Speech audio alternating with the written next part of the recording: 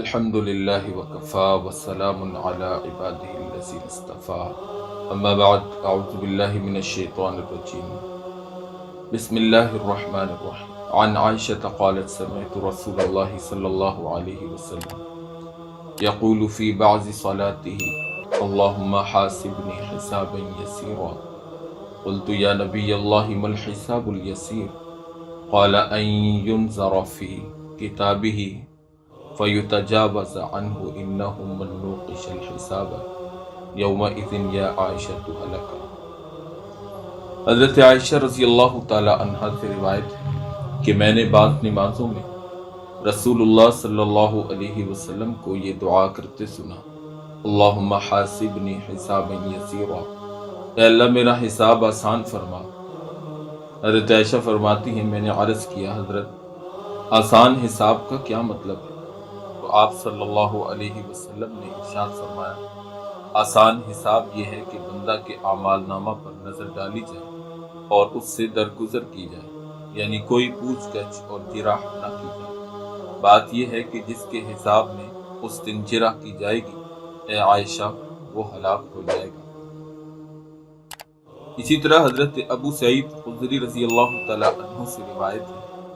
کہ وہ رسول اللہ صلی اللہ علیہ وسلم کی خدمت میں حاضر ہوئے اور عرض کیا اخبرنی من یقضی علی القیام یوم القیامت الذی قال اللہ عز وجل یوم یقوم الناس لرب العالمین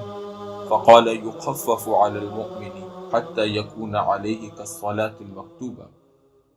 ابو سعید خدری فرماتے ہیں کہ وہ رسول اللہ صلی اللہ علیہ وسلم کی خدمت میں حاضر ہوئے اور عرض کیا کہ مجھے بتائیے کہ قیامت کے دن جس کے متعلق فرمایا گیا ہے کہ اس دن لوگ کھڑے ہوں گے رب العالمین کے سامنے، تو اس دن کس کو کھڑے رہنے کی طاقت اور قدرت ہوگی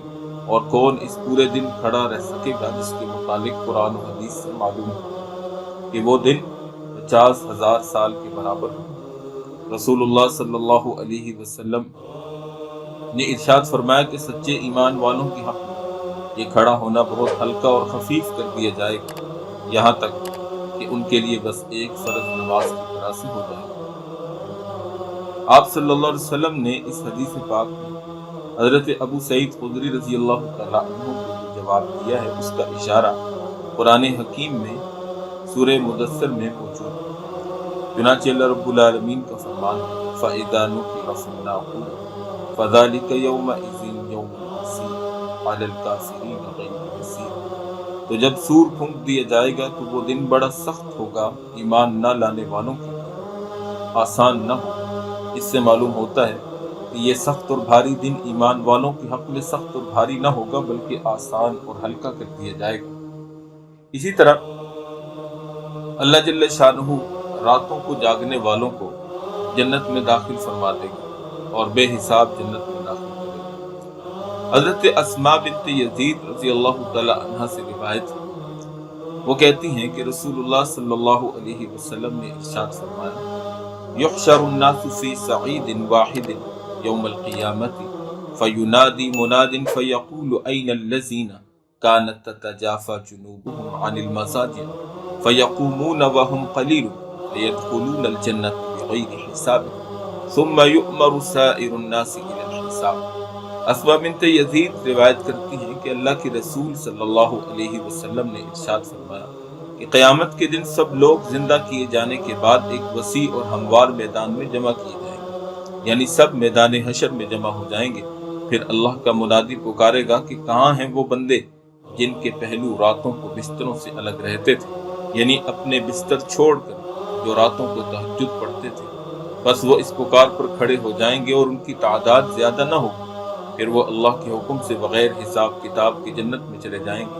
اس کے بعد باقی تمام لوگوں کے لیے حکم ہوگا کہ وہ حساب کے لیے حاضر ہیں۔ اسی طرح نبی پاک صلی اللہ علیہ وسلم کی احادیث مبارکہ سے ایک یہ بات بھی ہمارے سامنے بڑی وضاحت سے ثابت ہوتی ہے کہ نبی علیہ السلام کی امت میں ایک بہت بڑا طبقہ ایسا ہوگا جو بغیر حساب کتاب کے جنت کے اندر داخل ہوگا۔ چنانچہ حضرت ابو امامہ رضی اللہ تعالی عنہ فرماتے ہیں قال سمعت رسول اللہ صلی اللہ علیہ وسلم یقول وعدنی ربی ان يدخل الجنة من امتی 70,000 لا حساب علیہم ولا عذاب مع كل 70,000 والثلث حسیات من حسیات رب۔ حضرت ابو امامہ روایت کرتے ہیں کہ میں نے رسول اللہ صلی اللہ علیہ وسلم سے سنا، آپ فرماتے تھے کہ میرے پروردگار نے مجھ سے وعدہ فرمایا ہے کہ میری امت میں سے 70,000 کو وہ بغیر حساب اور بغیر عذاب کے جنت میں بھیجے گا، اور ان میں سے ہر 1000 کے ساتھ 70,000 اور ہوں گے، اور 3 حسیے اور میرے پروردگار کے حسیات میں سے میری امت میں سے بغیر حساب اور بغیر عذاب کے جنت میں بھیجے جائیں گے۔ جب دونوں ہاتھ بھر کر کسی کو کوئی چیز دی جائے تو عربی میں اس کو حسیہ کہتے ہیں، جس کو اردو وغیرہ میں لب بھر کے دینا کہتے ہیں۔ تو حدیث کا مطلب یہ ہے کہ اللہ تعالیٰ جل شانہ کا وعدہ ہے کہ وہ رسول اللہ صلی اللہ علیہ وسلم کی امت میں سے 70,000 افراد کو بلا حساب اور بلا عذاب جنت میں داخل کرے گا، اور پھر ان میں سے ہر 1000 کے ساتھ 70,000 ہی اور اسی طرح بغیر حساب اور عذاب کے جنت میں جائیں گے۔ اور اس کے علاوہ اللہ تعالیٰ جل شانہ اپنی خاص شان رحمت سے اس امت کی بہت بڑی تعداد کو 3 دفعہ کر کے اور جنت میں بھیجے گا، اور یہ سب وہی ہوں گے جو بغیر حساب اور بغیر عذاب کے جنت میں داخل ہوں گے۔ اس قسم کی حدیثوں کی پوری حقیقت اسی وقت کھلے گی جب یہ سب باتیں عملی طور پر سامنے آئیں گی۔ اس دنیا میں تو ہمارا علم اور ادراک اس قدر ناقص ہے کہ بہت سے ان واقعات کو صحیح طور پر سمجھنے سے بھی ہم قاصر رہتے ہیں، جن کی خبر ہم اخباروں وغیرہ میں پڑھتے ہیں، مگر اس قسم کے واقعات کا بھی ہم نے تجربہ اور مشاہدہ کیا ہوا نہیں۔ مطلب یہ ہے کہ ان احادیث اور روایات کے اندر جو چیزیں بیان کی گئی ہیں، یہ اللہ رب العالمین کی قدرت اور اللہ رب العالمین کے اختیار کو واضح طور پر بیان کرتی ہیں کہ اللہ جل شانہ جس کو چاہیں بغیر حساب کتاب اور عذاب کے جنت میں داخل کر دیں، اور یہ اللہ رب العالمین کا ایک قانون ہے، ایک ضابطہ ہے، اور یہ وہی لوگ ہوں گے جو کہ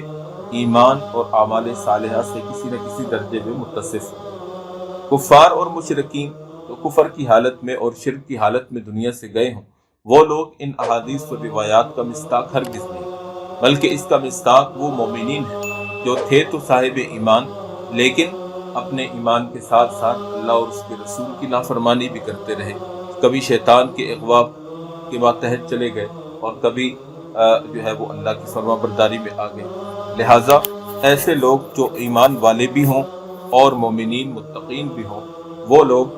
قیامت کے دن جو اپنے گناہوں کی بدولت جہنم میں جانے کے لائق ہوں گے، ان میں سے بیشتر لوگوں کو اللہ جل شانہ اپنے فضل و کرم سے اور نبی کریم صلی اللہ علیہ وسلم کی نسبت سے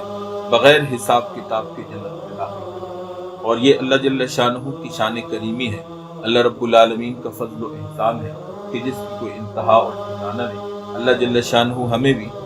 ان افراد کے اندر، ان لوگوں کے اندر شامل فرمائے کہ جو لوگ بغیر حساب کتاب کے جنت میں داخل ہوں گے، اور اللہ جل شانہ ہمیں نبی کریم صلی اللہ علیہ وسلم کی شفاعت نصیب فرما دے۔ وآخر دعوانا ان الحمد للہ رب العالمین۔